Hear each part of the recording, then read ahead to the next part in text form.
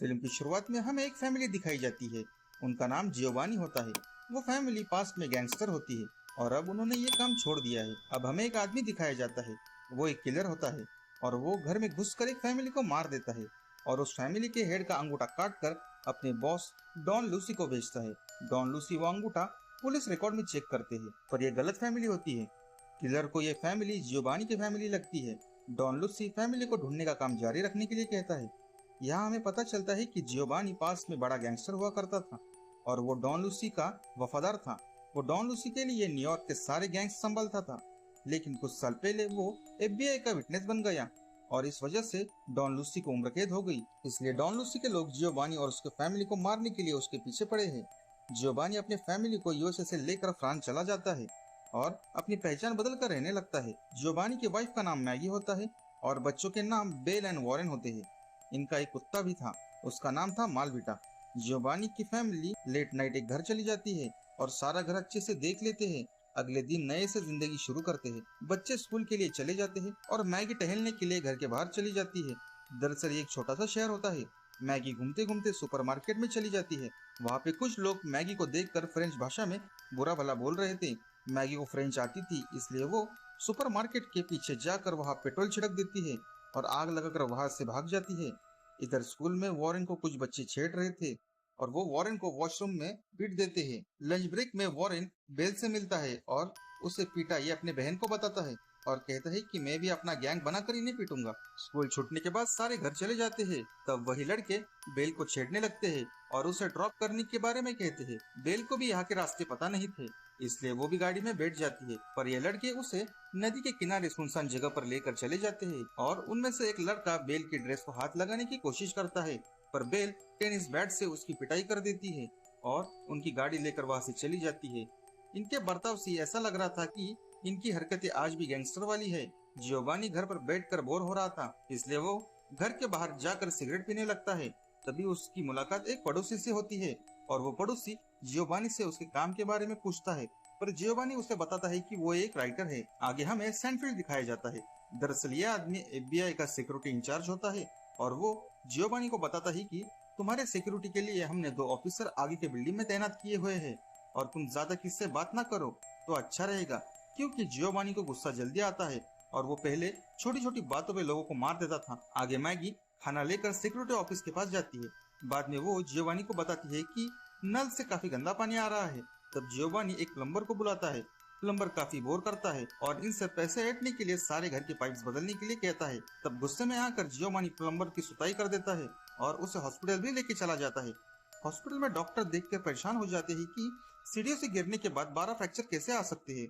इधर वॉरेन ने स्कूल में अपनी एक गैंग बना ली थी और अब वो बदला लेना चाहता था।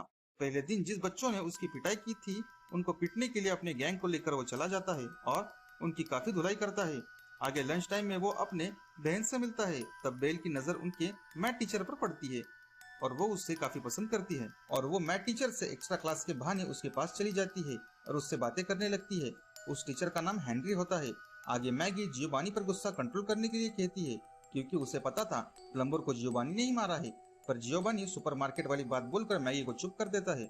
वीकेंड पर इन्होंने पड़ोसियों के लिए एक पार्टी रखी थी ताकि इनके पड़ोसियों से बॉन्डिंग अच्छी हो सके। तब हमें सैनफील्ड दिखाया जाता है। वो जियोवानी की लिखी हुई नॉवल पढ़ता है और कहता है कि ये नॉवेल कभी भी पब्लिश नहीं हो सकती। अगर ये पब्लिश हो गई तो डॉन लूसी के आदमी तुम्हें कहा का नहीं छोड़ेंगे और तुम्हें ढूंढ कर मार देंगे। नेक्स्ट डे जियोवानी शहर के मेयर के पास चला जाता है और घर में आने वाले गंदे पानी के बारे में बताता है। तब मेयर कहता है पानी टरबाइन से ही गंदा आ रहा है। फिर अगले दिन जियोवानी एफबीआई एजेंट को चकमा देकर वाटर क्वालिटी इंचार्ज से मिलने जाता है। तब उसे पता चलता है कि एक केमिकल कंपनी अपना सारा वेस्टेज पानी में डाल रही है, इसलिए पानी गंदा आ रहा है। इसलिए वो कंपनी के ओनर से मिलने के लिए कंपनी चला जाता है, पर वो ओनर जियोवानी से बदतमीजी से बात करता है। इसलिए जियोवानी उसे अपने गाड़ी से बांधकर खुले रास्ते में घसीट देता है और कहता है कि तुमने अगर ये बात किसी को बताई तो अगली बार मैं तुम्हारे प्राइवेट पार्ट काट दूंगा, और वहां से चला जाता है। इधर बेल को हेनरी से काफी अट्रैक्शन महसूस होता है और वो हेनरी और खुद को एक रूम में बंद कर लेती है और ये दोनों इंटीमेट हो जाते हैं। इधर वॉरेन की एग्जाम होती है। उसे कुछ नहीं आ रहा था, इसलिए वो बचपन में घर में सुना हुआ एक आर्टिकल लिख देता है। स्कूल को वो आर्टिकल काफी पसंद आता है और यह आर्टिकल वापस न्यूज़पेपर में छप जाता है और वो आर्टिकल हर जगह पढ़ा जा रहा था और वो आर्टिकल पेपर रैप करने के लिए भी इस्तेमाल किया जाता है। और वो ऐसे ही लॉकअप में डॉन लूसी के पास पहुंच जाता है। और जैसे ही डॉन लूसी वो आर्टिकल पढ़ता है, उसे फौरन पता चलता है कि जियोवानी की फैमिली फ्रांस में नॉर्बी में है, और अपने लोगों को फौरन वो बता देता है और उन्हें मारने के लिए भेज देता है। आगे जियोवानी का एक पड़ोसी उन्हें फिल्म क्लब के लिए इनवाइट करता है। दरअसल इस क्लब में सारे लोग बैठकर मूवी देखते हैं और फिर अपना अपना ओपिनियन देते हैं, लेकिन सैनफील्ड को ये बात पसंद नहीं आती, पर जियोवानी उसे कन्विंस कर लेता है। दूसरी तरफ स्कूल में प्रिंसिपल को वॉरेन के गैंग के बारे में पता चलता है और वो उसे सस्पेंड करने वाले होते हैं और उसे सजा भी देने वाले होते हैं। इसलिए वो थोड़े पैसे और अपना पासपोर्ट लेकर पेरिस भागने का प्लान बनाता है, और ये बात वो सिर्फ अपने बहन को बताता है और चला जाता है। दूसरी तरफ जियोवानी एफबीआई को चकमा देकर वाटर टैंक के पास चला जाता है और लेट नाइट का टाइम लगाकर वहाँ पे बॉम्ब फिट कर देता है, ताकि जब बॉम्ब ब्लास्ट हो तो मूवी ये देख रहे हो और सैनफील्ड भी उसके साथ होता है, यानी कोई भी जियोवानी पर शक नहीं करेगा। रात के वक्त ये सब फिल्म देख रहे होते हैं। ये एक क्राइम मूवी होती है। फिल्म खत्म होने पर ये लोग जियोवानी से क्राइम वर्ल्ड के बारे में सवाल पूछते हैं और अपना ओपिनियन देने के लिए कहते हैं। जियोवानी क्राइम वर्ल्ड के बारे में अच्छी खासी जानकारी देता है। इधर वॉरेन भागने के लिए स्टेशन पर होता है, तभी उसे कुछ क्रिमिनल माफिया दिखाई देते हैं। बेल अपने टेरेस पर होती है, तब उसे भी कुछ अजीब से लोग दिखाई देते हैं। वॉरेन अपने मॉम मैगी को कॉल करता है, पर उससे कॉल मिस हो जाता है। ये माफिया सबसे पहले पुलिस स्टेशन जाते हैं और वहाँ के लोकल पुलिस को मार देते हैं और जियोवानी के घर की तरफ निकल पड़ते हैं। तभी सैनफील्ड जियोवानी को घर छोड़ देता है। दूसरी तरफ मैगी एफबीआई एजेंट से बच्चों के बारे में पूछती है, क्योंकि बच्चे घर में नहीं थे, और नीचे आने के बाद वो देखती है कि कुछ माफिया यहाँ पे टहल रहे हैं, और मैगी फौरन एफबीआई एजेंट को बताती है कि हम पर हमला होने वाला है। जियोवानी घर आ जाता है, पर उसका कुत्ता मालबेटा जोर जोर से भूखने लगता है। मैगी भी घर पे कॉल लगाती है, पर जियोवानी से कॉल मिस हो जाता है। क्रिमिनल माफिया इनका घर ढूंढकर रॉकेट लॉन्चर से सारा घर उड़ा देते हैं और इससे काफी शोर होता है।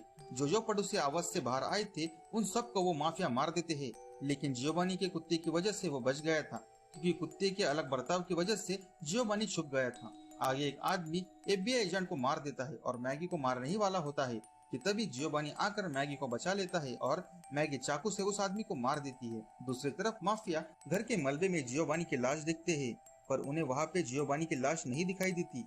तभी बच्चे माफिया के गाड़ी से वेपन चुरा के सरप्राइजली माफिया के ऊपर गोलियों से हमला कर देते हैं और सारों को मार देते हैं, पर एक आदमी बच जाता है और वो आदमी चाकू लेके बेल को मारने की कोशिश करता है। बेल जान बचाकर भागने की कोशिश करती है, तभी सैनफील्ड अपने गाड़ी से उस माफिया को उड़ा देता है और वो मर जाता है। अब सब सेफ थे, पर इनकी आइडेंटिटी अब रिवील हो चुकी थी, इसलिए अब ये इस जगह को छोड़कर किसी दूसरी सेफ जगह जाने के लिए निकल पड़ते हैं।